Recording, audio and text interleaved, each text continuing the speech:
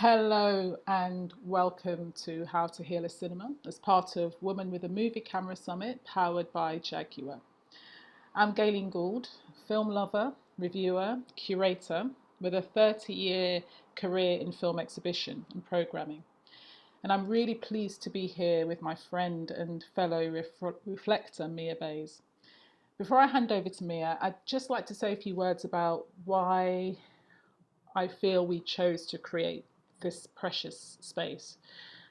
This conversation grew out of a prevailing personal interest in nation healing, I think, and specifically out of a conversation with Mia after the allegations of sexual violence uh, by Noel Clarke hit the headlines. In the ensuing furore, uh, Mia and I discovered we shared similar approaches or thoughts around this. And we thought that there were questions that weren't being covered, which were less about who is to blame and more about what do we do? How do we begin to heal from this systemic legacy of gendered violence and abuse in the sector? There is some conversation happening about how we work with individuals to prevent trauma. And if you haven't seen it yet, the previous intimacy coordinator panel was fantastic. She had a real rare insight. But the questions we are going to be looking at and asking today is how do you begin to heal a traumatized sector where the structures have baked in practices that have made women feel unsafe for generations? And, Noel Clarke's allegations was a case in point. It takes a village to support and sanction that behaviour over years, and all the criminal activities from Me Too outlined. It's a systemic problem, and not just on sets, but every area of film, distribution, exhibition, festivals. And I acknowledge that after a 30-year career working in film, I have rarely felt fully safe. Whilst, and it's really painful for me to admit this, I've also been complicit in accepting this kind of sharkish culture that underpins the sector. Personally, I'm also coming to terms with my own trauma around historic abuse. And so, this question of how to heal a system in order that I can heal and finally feel safe might resonate with some of you here. So, Mia, thank you so much for taking this. It feels like quite a fragile, vulnerable journey with me. So, yeah, I'd like to hand over to you and I'd love to hear your thoughts on this. Thank you, Gaylene. Yeah, I mean, it's a real honour to be doing this with you. And as you said, it feels very precious. It feels frightening as well. I'm welcoming in the fear in that because, yeah, speaking up is just has a massive responsibility to it. But it's essential, as we know. And both of us, yeah, this came, as Gaylene said, out of us being pulled into a lot of conversations after the Noel Clarke revelations. Not all of them really necessarily, a lot of them against our choice. Like we were just pulled into conversations, and it's a real double bind because, as Gaylene said, I'm representing myself here as director at large of Bird's Eye View.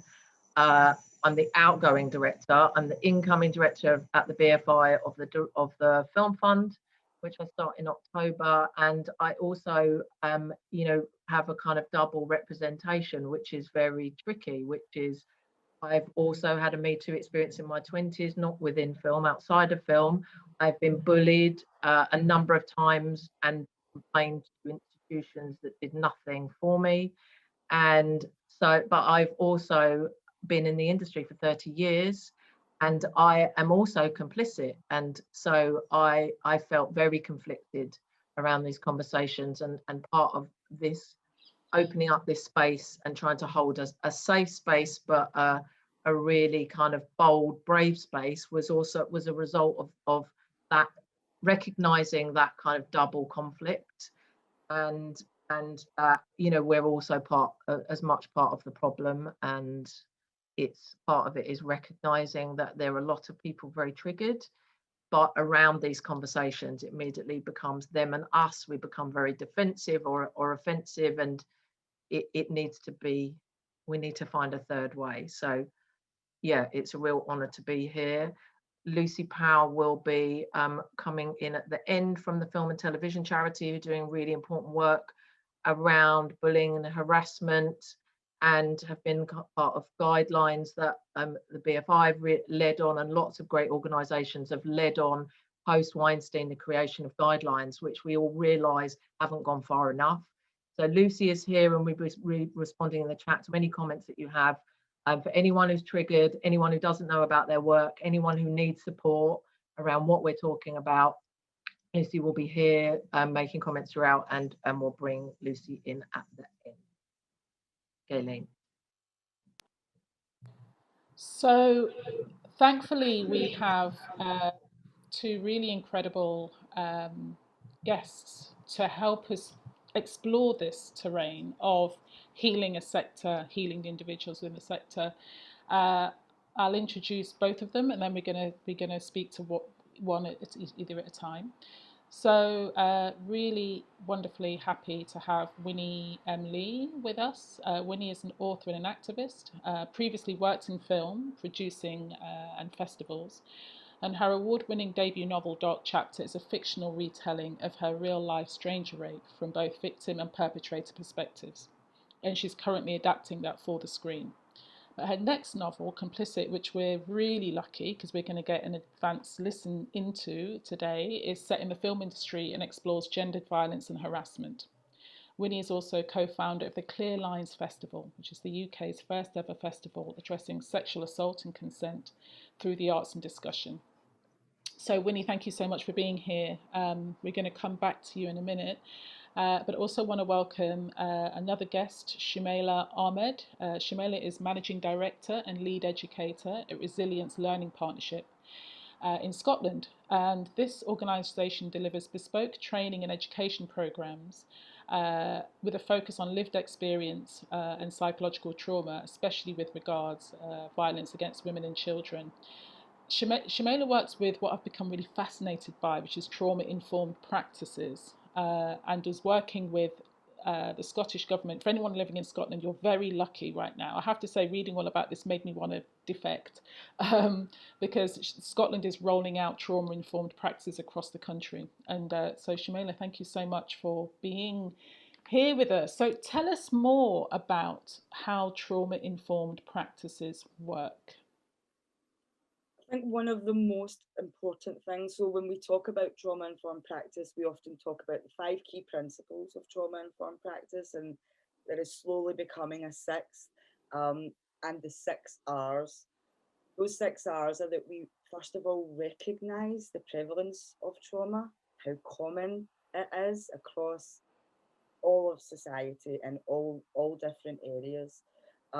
That we realise that the experiences also have a different range of impacts on different people, but that they also may look very different to people. So what I might find traumatizing might be very different to what you find traumatizing, Gaylene.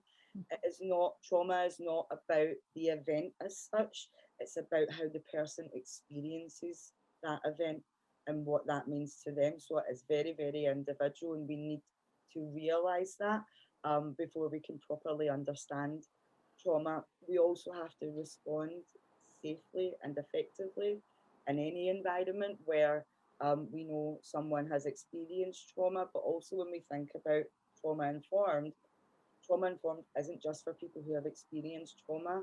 It benefits everyone, because actually we will all experience trauma at some point in our lives. We will all experience loss at some point in our lives. That may be the only real trauma that we experience, but trauma-informed practice encompasses everyone. It doesn't just focus on or support or benefit people who have experienced trauma. It's a very, very right way of being. As a way of being trauma informed. That's the way we often explain it. The awareness, that being aware of what trauma actually is. Many people get confused about what trauma might be, and some people will be quite shocked to find out some things that are regarded as trauma. So childhood neglect is now regarded as a traumatic experience for the children who go through that. as is growing up in a home where you can't express yourself for whatever reason that may be, or you don't grow up in a nurturing environment where you're told you're loved, you're told you're cared about, and you're able to express those feelings as well. Because if someone suppresses those kinds of feelings, it can cause real traumatic distress inside of them, because it's how they're experiencing that particular part of being. So very, very complex. Um, Trauma informed practice, another one of the R's is respecting resilience. So often resilience comes in many forms as well, and people do all sorts of weird and wonderful things to survive, to keep on going, to keep on smiling, and we need to respect that. Often in society we can shun people for things like self-harm, which is actually a really effective coping strategy for some people who are in very distressing situations, as is drug addiction. We shun addicts in society, particularly drug addicts. In Scotland, we have a terrible um, pandemic of drug deaths. Up here, we have lost over 1,000 people in the past year alone. And if that was any other thing in society that was doing that, if it was an illness, there would be a charity set up and lots of money and attention donated to it. But because it's drug addicts, then no one cares. But as the great Gabor Mate says, okay, he may not be able to prove that trauma causes addiction, but every single addict he's ever worked with has been traumatized at some point in their life, and that's why they've turned to addiction to survive, to continue to keep on going. So we need to respect that. Relationships matter. So trauma often and most commonly happens in relationships, and trauma is healed through relationships, and we need to understand that. There's a great quote that is, no matter what the question, relationships are the answer. And we find that it's our connections and our relationships with people, healthy and not, where trauma happens and where trauma is often healed. And the last and very most important, particularly in my area of work, but I've been thinking about this all week, it so applies to the area that you're in, is we resist re-traumatization. And in my world, in the public health and care sector, often practices that exist within institutions and services can re-traumatize people. The power dynamics that are at play, the coerciveness that can often go on, the punitive ways that people are often treated by services, by social work, by the criminal justice system. These are all re-traumatizing people often, and reinforcing things that can have often happened in childhood and at the hands of someone else. And people are pulled into the system and into the state often because we want to protect them. And child protection and adult protection works like that. But many of those processes and procedures can often be re-traumatizing in themselves. So a way that we can prevent that is by working to the 5 key principles of trauma-informed practice, which are choice, collaboration, empowerment, trust, and safety. And a growing new area of interest within trauma is the cultural context as well that trauma happens, because cultures are different. And what happens in this culture may be very different to what happens in the other side of the world, and maybe traumatizing here, but not there. It's extremely complex, but if we stick to those 6 R's and those principles, we have a real nice guide on how we implement that across any sector. Brilliant. Mia, what's your thoughts on this? Well, I wanted to ask Shumela about, I have PTSD, and it literally, from an experience in my mid-20s, it took me 20 years to realize I had PTSD. And as we saw with, post Weinstein and the US allegations, and then also Noel Clark and the others that are rising, the other allegations that are coming to light, and there's going to be lots more in film and television, lots more. They're historic traumas, and often, like mine, people are triggered, as you said, you have no idea at what point this trauma is going to rise and really affect your life, and it can come out of absolutely nowhere. So particularly around kind of people who are sexual assault survivors, like which is particularly relevant to this conversation. So what are the kind of outcomes, or what are you working towards? What are your objectives in this work, or is just there anything to say around? I'm just really interested in that part specifically. Yeah, very much. I mean, our work is centered around trauma-informed practice, but it cannot be trauma-informed if it is not informed by those who have lived experience of trauma. Yep. And so people with lived experience are an essential part of anywhere who wants to implement trauma-informed practice. You can't do it without them. And that's something that can often be forgotten. And until I think quite recently in Scotland was something that was done in a very particular way, very safely, rightly so.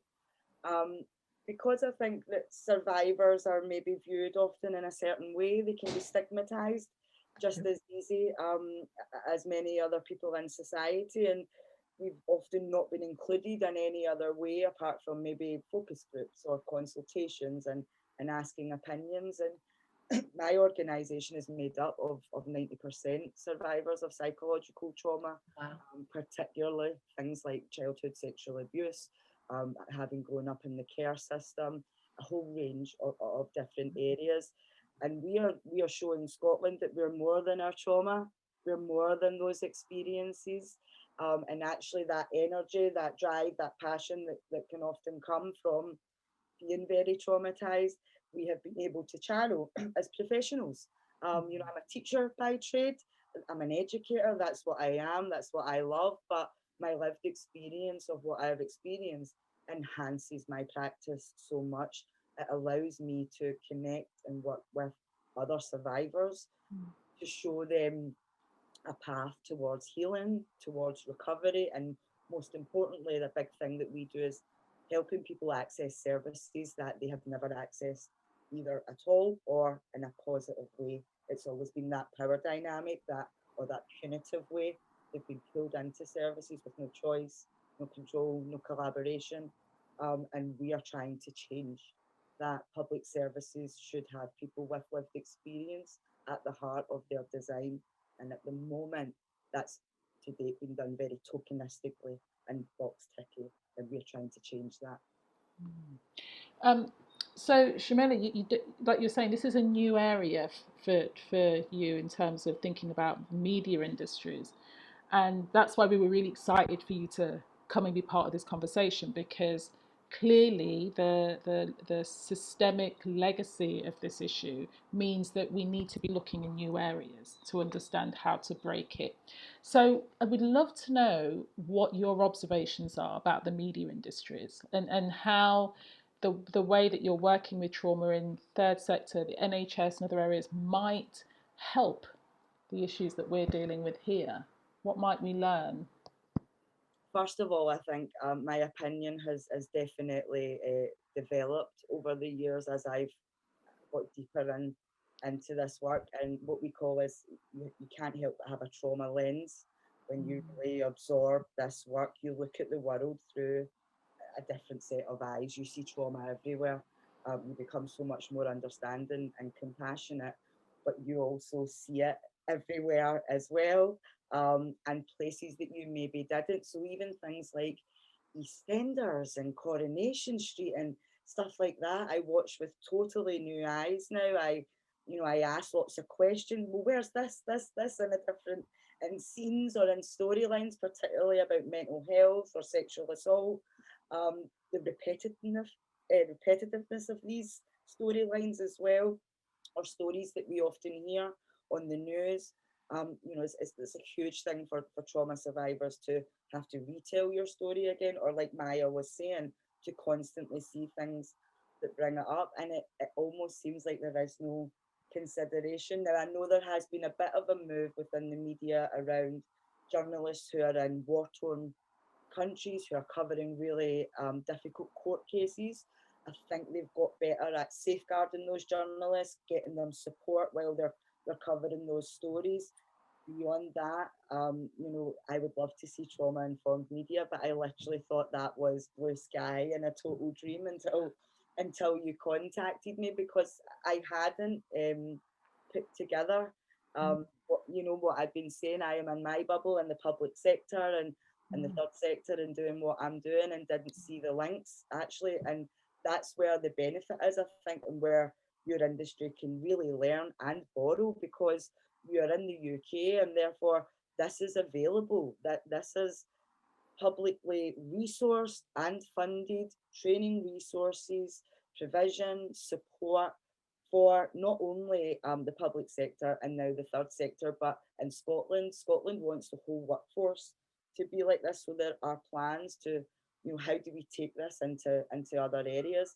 And actually the creative sector gets a lot of public funding. It does, through different funds and things going on. The lottery, they're one of our biggest funders. They fund a whole load of creative work across the UK. So I think to be speaking to funders, I think would be a real sensible thing to do. And then using the great work that's going on in Scotland, we are doing it from a very government central place, which is great. We're small and it means we can cascade it down. In England, this work is going on, but very much in either different local authorities or areas that specialise in children and families and women. So you have a lot of allies out there and supporters who can come in, charities, different organisations. I think we could very much support you in what you're doing just What now. would you, if I had the checkbook now, was able to give you the contract to say, go at it, you know, what the aim is to create a film industry, a media industry that is trauma informed and resilient. What would be your first steps? Like, where would you begin, and what might that kind of work look like? You know, how would you? It would be huge, because we would have to go everywhere, and it would be like an audit.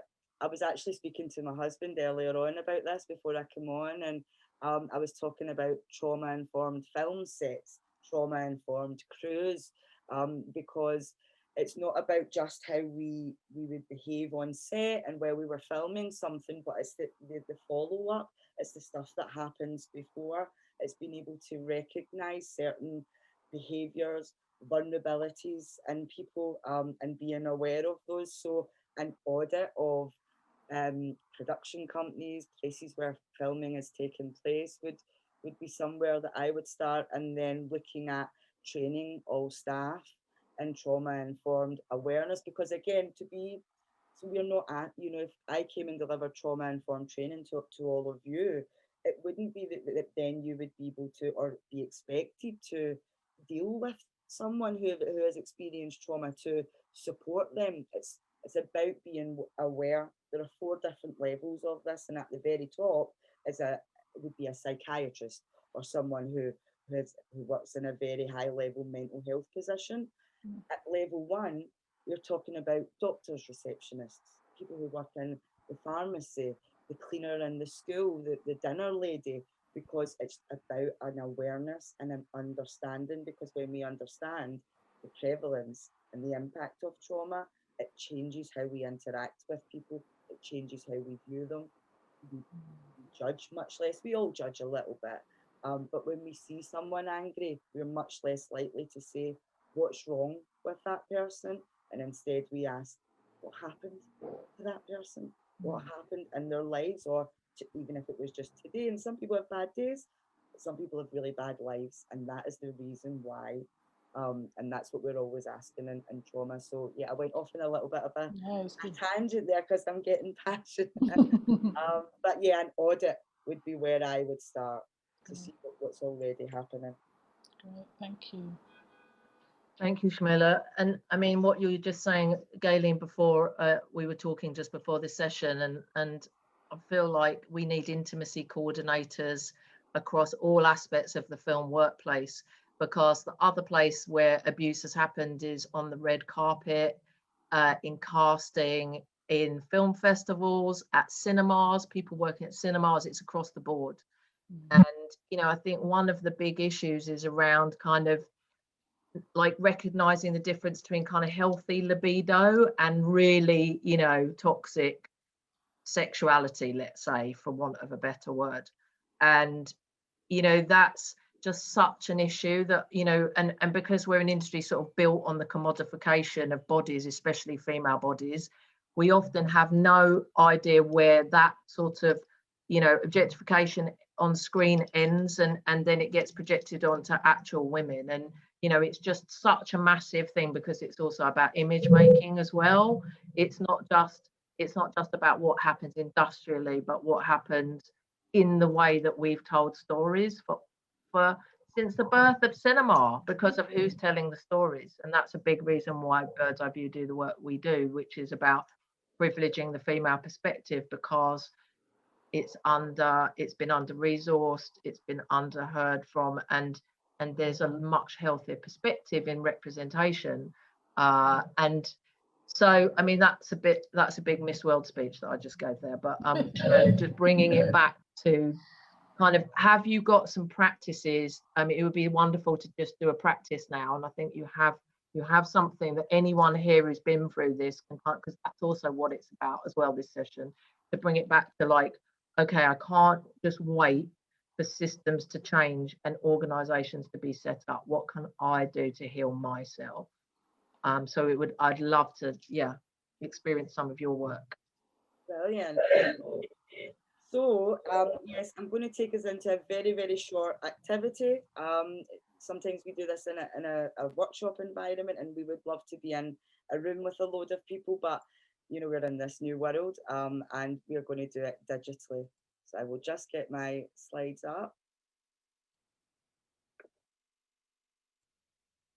There we go. And just a little disclaimer, I know there was one earlier on. There will be some tough topics in here, some tough terms. Please feel free to switch off the audio if there's anything too difficult, but just want to let you know that there will be some upsetting bullet points coming up. So this is, as I said, an activity that we often do with, again, in a different world, with professionals, and we ask them to look at a case study. This is one of many case studies that we use, case study A, and it's Shannon. She is aged 19. And I'm literally just going to read through this little bullet list, and then I want to ask you some questions to think about. So both of Shannon's primary caregivers were alcoholics. She's lived in various women's aid refuges throughout her early childhood. She was taken into care of the state, aged 12. She begins to self-harm after she goes into care. She leaves school, aged 14, with no formal qualifications. She's a victim of childhood sexual exploitation. She has multiple convictions as a teenager, a young adult, and as an adult. She experiences sexual violence as a teenager, a young woman, and as an adult woman. She experiences homelessness as a child, a teenager, and as an adult. She has a teenage pregnancy, and her first relationship is domestically violent. So I just want you to think about these three questions, and we've got the panel here who can give some feedback. And also, if you feel like you would like to, please put some stuff in the chat. So I would like you to think about what you see when you look at Shannon. I'd like you to think about whether Shannon is a young woman that you might know in your life or in your work. And then the last question is, I'd like you to think about, what does the future look like for Shannon? Now this is a reflective exercise often, and for me, the answers usually tell me so much about the world of the people who are responding back to me. I've learned that over the years, is that's what we get with this. So it really depends on who we are asking these questions of. So really happy to take any comments or answers at all. What do we see when we look at Shannon? I mean, my first thought, Shumela, is that this is the kind of, that Shannon would be a protagonist in a very gritty British film, you know, like, yeah, there's, you know, I think, you know, the drama of Shannon's life would attract storytellers, I think, and possibly storytellers who don't know Shannons, you know, and haven't walked and lived amongst Shannons, but would be very kind of going back to Mia's piece, turned on by that kind of a dramatic story. That is the first time I have ever had. That is the film world, yeah. That's really nice to hear that. Anyone else? Maya? Yeah, I think initially, you know, Shannon's going to be a lot. She's going to be trouble, but with a caring, sensitive lens, as you said, you know, trauma informed kind of gaze. Then, you know, one knows Shannon's very troubled, and Shannon needs help. But initially, you know, it's very hard to go there. That's what a lot of us experience, you know, a natural resistance. And so what do we think the future looks like for someone like Shannon? Very complicated without the right healing and help and support, which is very complex and probably takes years. Very much so. So some of the, just to give you a little bit of what we normally get back, because this is normally done with social workers, police officers, doctors, you know, usually it's, oh, we normally ask what services would be around Shannon, and we get a big long list of services, and then we ask, you know, what would the future look like? And often it can be, she would be in prison, she might be dead, she might be a drug addict, that teenage pregnancy, that child may be also in care. That's a very common thing to happen to young mums who have been in care, and it always pleases me to be able to tell people that actually, well, I am Shannon, and the study that we've just done is me, and this is one of the ways at RLP where we share our story. So, you know, we are big believers in not just sharing our story for the sake of it or because, you know, someone wants to hear it. That can often be an exploitative practice in itself, and a whole other Zoom event on people with lived experience being asked to share their story by big charities and not being remunerated or treated or supported in the same way another professional or consultant would, or member of staff who is doing that. And our organisation is trying to change that. So this little activity is a huge feature right in the middle of our trauma training, and it really helps people hold a mirror up to themselves and their judgments and their views.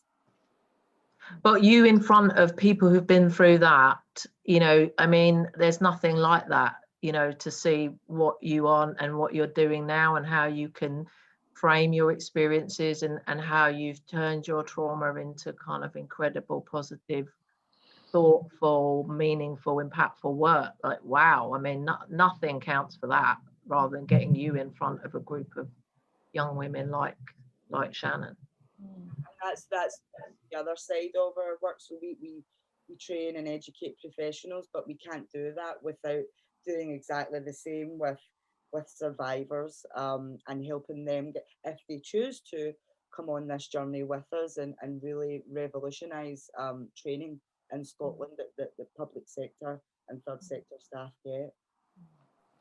It's a really important revelation, actually, that exercise, because Gaylene, it really makes me think about how important trauma-informed practice and is essential in what happens in film and television, right? Definitely, and it's definitely really so centered, and you know, thank you, Shumela. It's really important, that point that you've just made. Yeah, thank you. And I think it's a nice way of segueing to Winnie, actually, because I think there's something around in terms of when we think about the experiences of those survivors, this experience of the people who have lived through this violent trauma, and how important that narrative is for when thinking about this nation healing, this sector healing, how important it is. So, Winnie, thank you so much for sharing the space with us today, because your experience is so critical here in two ways, because you started out working in film, and it was so beautiful to hear that you and Mia had crossed paths in a production, both in your production parts of your lives. But but it might be great to talk a little bit about that in terms of your experience of working in the industry and how and why that your career was cruelly interrupted. Yeah, and I mean, I think for me, and first of all, thanks again for having me on the panel, and Shumela, it was beautiful to hear that. I mean, that was such an incredible exercise to really kind of open our eyes about, you know, the possibilities that are out there in trauma, you know, in lives that have been affected by trauma. And I suppose for me, you know, I didn't experience sexual violence until I was 29. So I'd heard about rape, of course. I had heard stories about friends who had been raped, but it wasn't something I ever thought would happen in my life, just because I wasn't aware of how frequently sexual violence takes place.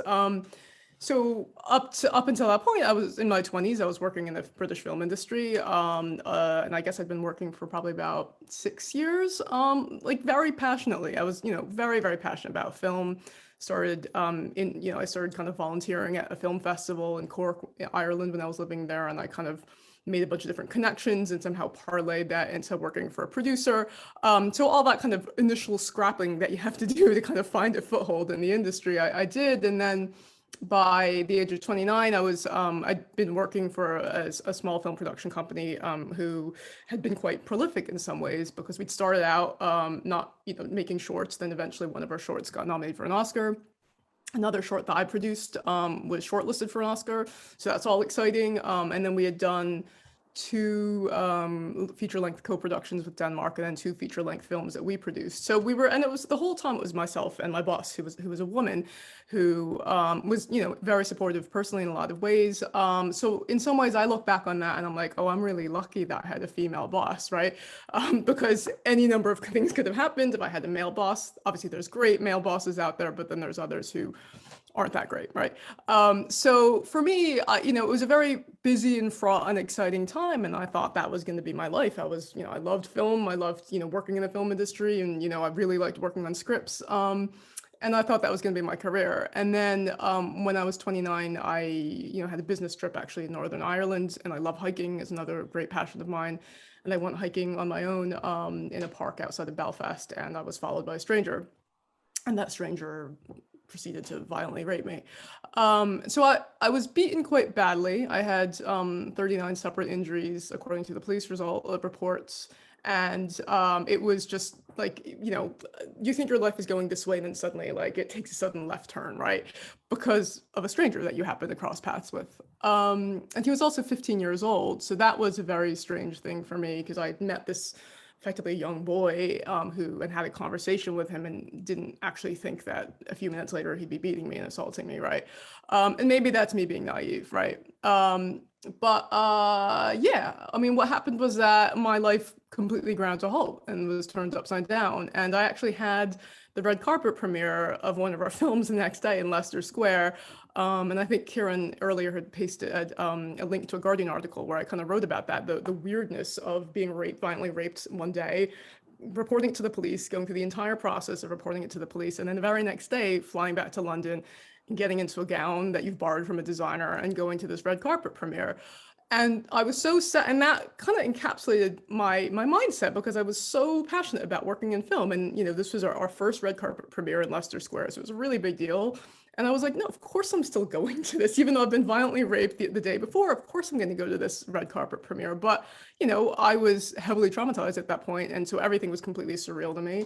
I remember having to use makeup concealer to cover the bruises on my body, and that's just stuff you do, right? And if you're a woman who has to present herself to the world in these kinds of scenarios. But the long shot of it was, obviously I had severe PTSD and depression, and I wasn't able to continue working as a producer, because that's a very full-on job, and if you're not pushing things forward as a producer, you're not doing your job. So I really couldn't work anymore after that. And my entire career as a film producer just kind of ended as a result, right? So, because I had to go through the whole legal process, and just my whole life was taken over by PTSD. So I never went back to producing films.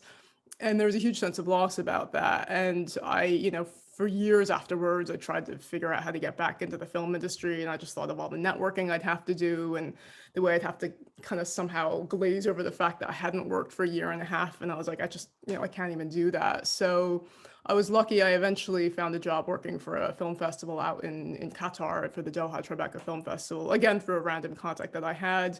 And kind of sort of, that was my first job. I mean, and that was probably 2.5 years after the assault. So I programmed for films for a while, for film festivals for a while. And then after a while, I was like, you know what? I think I really want to address the issue of sexual assault. And there'd been a book that I'd been thinking of about kind of my story and the story of my perpetrator, who was 15 years old, and how those two lives intertwined in a really unexpected way and how our lives were affected afterwards. So I'm like, I want to write that book. So I, quit the job I had, moved back to London and started writing Dark Chapter. So that's kind of how I started on that journey, I suppose. Thank you. Wow, Winnie. Yeah, where to even start with a question, but there's something very, very powerful about catharsis through creativity. Yeah. And is that something that just really kind of came naturally to you? Or can you just talk about that and the process of healing through creativity? Because it's also somewhat informed the festival that you've set up as well, right? That how we tell these stories and why we tell these stories and who's telling these stories is really incredibly important. It's cathartic for the person, for the people who've also been through something similar. But I'd love to hear from you about that. Must have been really hard, but has there been catharsis? Yeah, I mean, catharsis, I think if you look at like the Greek term, like the actual Greek term in Greek theater, I think it means like there's a single moment, or the sense I guess there's like a single moment where there's a sense of release. And I mean, to be honest, writing a novel there's no single moment when it's over, right? Because you're done writing it, then you got to find the agent, then you have to find the publisher, then there's copy, so there was never any single moment where I felt like this is done, the book is out there. But if anything, it was like a gradual series of moments of the book being out there, finding readers, people coming to me saying I read the book, and it changed my life in terms of my ability to relate to what happened, or it was the first book I read that really did justice to a survivor's experience. So that meant a huge deal to me. So I suppose those are sorts of like mini catharses where I felt like, okay, this like horrible thing that happened to me, this trauma, I've been able to transform that into something positive and meaningful, not just for myself, but for others. But yeah, I mean, creativity is hugely important, I think, in terms of healing from trauma. Obviously, not everybody is creative, but I imagine most people in this room and in the film industry would be. And I kind of felt like the immediate PTSD impacts, that was therapy. And I kind of had to get to a point in my life where I'd gone through enough therapy and put my life back together before I was able to really tackle handling it, tackle that topic and that experience through my own kind of artistic telling, I suppose. So, I guess like Maslow's hierarchy of needs, I mean, that's maybe a bit outdated, but you kind of have to get your own life together at some point before you can actually like be the artist in terms of addressing that. And so for me, I kind of felt that turning it into fiction and kind of inhabiting the viewpoint of my perpetrator, which is what I do, throughout half the novels told from his perspective, allowed me to be creative and to try to make sense of what had happened, right? Or just the randomness of what had happened. But yeah, I mean, I think for me, the creativity is really important. And so Clear Lines is the kind of festival I set up a few years ago. And now we don't really do like a big festival. We have like multiple different small events. But that's really about showcasing work created by survivors, artistic works, right? Because I feel like, there's so much beauty to be had in terms of the art that can be created by people that have been through these experiences, that allows us to connect with them on the human level, without having to go to dry conferences about the effects and the impacts of sexual violence. If you read a book, if you watch a film, I mean, anybody who's seen I May Destroy You, right, who happens to be a survivor, probably connects quite strongly to just the messiness of the lived experience and how that's portrayed by a woman that has been through a similar kind of experience. So I think there's a huge amount of connection that can be had through art created by survivors. And for me, it's really important to kind of create platforms for that art where we can then have discussions where the survivor is the one who's centered, who's the survivor's voice is the one that's really being listened to and respected, which often doesn't happen in the rest of society in some ways. Yep, exactly. Yeah. Thank you. Wow.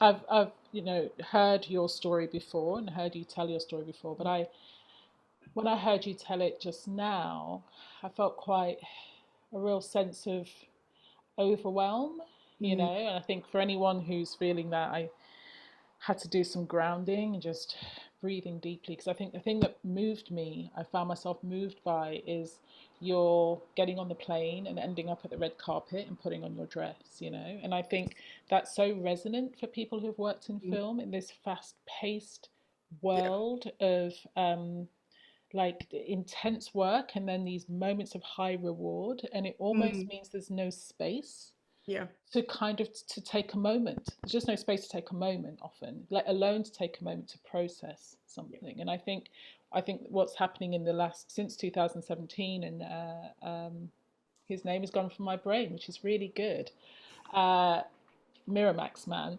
and beyond, is that I think, and these historic stories that are coming through, I think it is because people have not had time to process.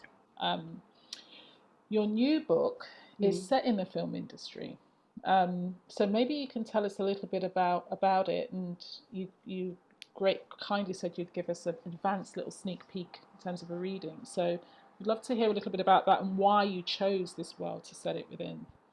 Yeah, absolutely. I mean, what's interesting is Gaylene and Mia, when you both were introducing yourselves, you both used the word complicit in terms of reflecting upon your own experience in the industry and how you may have been complicit to this whole kind of culture, which is demeaning towards women, or certainly, or challenging for women, let's say. And that's something, and I look back on what I was doing in the film industry, and I know I was working with predominantly male directors who oftentimes, portrayed the female body in a certain way. And I feel like, I was complicit in that too. But did I really have the choice to push back against that director if I was just kind of the production assistant, right?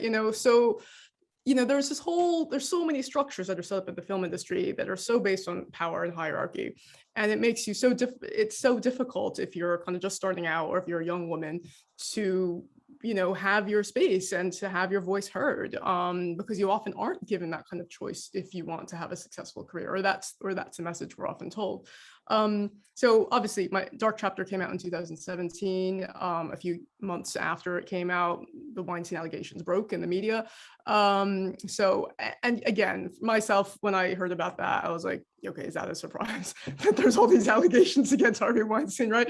But a lot of other people that aren't in the film industry were like, oh, I can't believe all this stuff. How could this be going on? How could somebody that powerful have committed these kinds of crimes and have been covered up? And I'm like, of course it does, right? And I just realized, okay, if you're not in the film industry, maybe you don't realize those kinds of power structures exist and seem impossible to get rid of unless we do a massive restructure, which we should do, right? Which is how we heal cinema. So I figured, okay, I mean, on one level, I was really tired from talking and writing about sexual assault. On another level, I'm like, okay, I do have the experience in the industry. I do have the experience as a survivor. And so maybe I should probably try to tackle this. So briefly, it's about a woman named Sarah who used to work in the film industry, and she's approached by a hotshot young male newspaper journalist who wants to break the story against this about this producer she once worked with. And so Sarah's answering questions from Tom Gallagher, who's the journalist, and Hugo North is the executive producer she used to work with, who she hasn't heard from. I mean, she no longer works in the industry. It's been 10 years since she's been in touch with Hugo. So here's just a brief kind of reading from it. Did Hugo ever ask you to get in contact with these actors, these female actors? I hesitate. I have been losing sleep these past few weeks, trying to separate what I did from what I suspected, even that early on. These are fine gradations, painful reassessments for me. Most probably Hugo did ask me to set up meetings with these actresses, and I complied. He was my boss after all. It wasn't my role to question him, was it? I just thought, okay, this is how Hugo operates. He has money. He likes to meet attractive young women who want to work in the industry. He's certainly not the first powerful, wealthy man to act like that. What do you mean by that statement? I stare at Tom Gallagher and wonder how much easier this interview would be if he, this journalist, were a woman. Well, it's not just actresses who have to deal with this. In my experience as a young woman in the film industry, it is pretty standard that at some point, some guy you are working with will come onto you. It can be subtle, a middle-aged unit photographer to whom you have zero attraction suggesting a pretty girl like you ought to have a drink. It can be more overt, an older actor you've worked with for months suggesting you stay in his hotel room that night. And it can be shameless, a 60-something white-haired male film critic planting a wet kiss on your lips as you leave a party, his hand cradling your buttock. Such behavior was impossible to avoid. The rules seem to be if you're a young woman in this industry, you're fair game. And so how did you personally deal with that? I shrug. You construct a stoic facade to fend off the unwanted attention. I mean, I didn't in any of these 3 instances sleep with the male in question. I came up with some witty but firm response, hoping it was clear enough I was uninterested without having to be rude. Did it get tiring to deal with? Absolutely, of course it's annoying. Of course the naive you is thinking that maybe this older male film critic is inviting you to events because he's interested in your thoughts on genre and female directors, when really he's just trying to sleep with you. Eventually you stop being so naive. But the witty response, the ability to demonstrate some kind of resourceful defense is key. Most importantly, you don't show weakness. Men are programmed to prey on weakness. Is that what you think? Well, not all men, of course, but in film, there's always a power imbalance. The powerful prey on the weak become disposable, expendable, then vanish. So if you want to survive, don't show your weakness.